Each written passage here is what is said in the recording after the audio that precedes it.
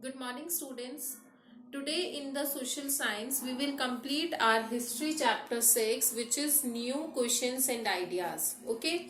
So till now in this chapter, we have studied about Buddha and Mahavira. Then today we will understand what is the meaning of Sangha and monasteries. First of all, we will discuss about Sangha. Now, both the Mahavira and Buddha felt that those who want to get true knowledge of life, they must leave their homes. Okay, they must leave their homes. Now, Buddha and Mahavira arranged all of them, those who left their homes to get the true knowledge of life, they arranged them in a Sangha. Now, what is Sangha? Sangha is an association of those people who left their homes. Okay. Now, Buddha and Mahavira arranged them to live in a Sangha. The rules made for the Buddhist Sangha were written down in a book. The name of the book was Vinaya Pitaka. That is given in your books also. You can underline it from there also. Okay, so the book that was Vinaya Pitaka was a book in which the rules of Buddhist followers are written. Now, those all the men can join the Sangha. All the men can join the Sangha, but children had to take permission from their parents to join the Sangha. The slaves have to take the permission from their masters. Those who work under the king had to take permission from the king to join the Sangha. Then debtors had to take permission from the creditors, and women had to take permission from their husbands. So this is how they can join the Sangha. Now, after joining the Sangha, they had to live a very simple life. They had to live a very simple life. Most of the time they have to do is meditation, and only for some fixed hours they can go in the cities or villages to beg for the food. Okay, then that is why they were known as bhikkhus and bhikkhunis. This is the Prakrit word of beggar. Okay, now in Sangha, when they leave, they help one another and teach others also. They help one another and teach others. Okay. Then in the Sangha, they held meetings also. They held meetings to discuss any quarrel that take place between the people in the Sangha. Okay, and if there is any dispute also, then they held meeting to solve that disputes between the Sangha. They all lived very happily in a Sangha. Now, those who join the Sangha, whether they are Brahmins, Kshatriyas, merchant, laborers, anyone, they had written down many things about the Buddha. Some of them have even written beautiful poems on the life of Sangha. So this is about the Sangha and how people live in the Sangha. Next point is monasteries. To begin with, both Jaina and Buddhist monks went from place to place throughout the year. Buddhist and the Jainas monks, they went from place to place throughout the year, and only during the rainy season they stay at one place. Then when they stay at one place during the rainy season, because it was very difficult for them to travel during the rainy season, that is why for 1 or 2 months they stay at one place.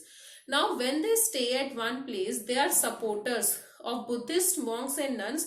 They build some temporary houses for them. Now these temporary houses were built by their supporters in the garden or sometimes in the natural caves also. Okay, now as the time went on, the supporters of these monks and nuns, and even the monks and nuns themselves also felt the need of permanent house. They felt the need of permanent house, that they should also have some permanent houses. Now they built some permanent houses, and these were known as monasteries. Okay, the permanent houses of monks and nuns were known as monasteries, and even they call them as viharas. Okay, they even call this as viharas. Then viharas, the earliest viharas were made of wood, and then it was made of bricks.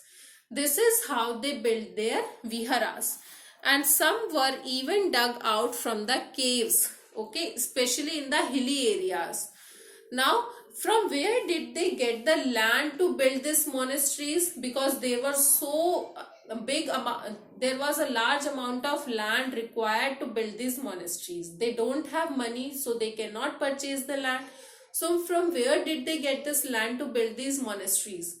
Actually, they get this land from the donation. Now, donation they get from landowners, rich merchants, or sometimes from the king also. So they gave them the land to build the monasteries as a donation. Okay, now on this land they build these monasteries. Now the local people came in these monasteries with food as a gift, clothes as a gift, and medicines also. In return, these monks and nuns teach them. Okay, in return, these monks and nuns teach these local people.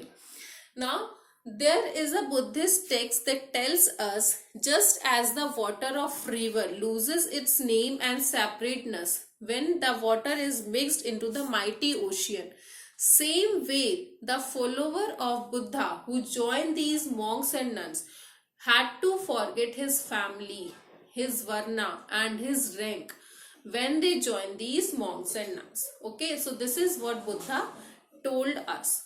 Now the system of ashrams, this is the last point from your book. As Buddhism was spreading and Jainism was also spreading, Brahmins also developed a system of ashram. Now what is this system of ashram? Actually, this ashram is not the word that is used for a place to live and do meditation. That is not that ashram. It is used here in this chapter for the stages of life. Okay, Brahmins divided the life into 4 stages. These 4 stages was brahmacharya, then grihastha, then vanaprastha, and 4th is sannyasa. These are the 4 stages of life according to the Brahmins. Now Brahmins divided the life into these 4 stages. The first stage was brahmacharya. That means they have to live a very simple life at a very early stage. They had to live a simple life and study the Vedas. That is brahmacharya. Then they had to marry someone and become a householder. This is grihastha. Then third is they had to live in the forest and meditate. This is vanaprastha. And the final is they have to give up everything and live as a sannyasi.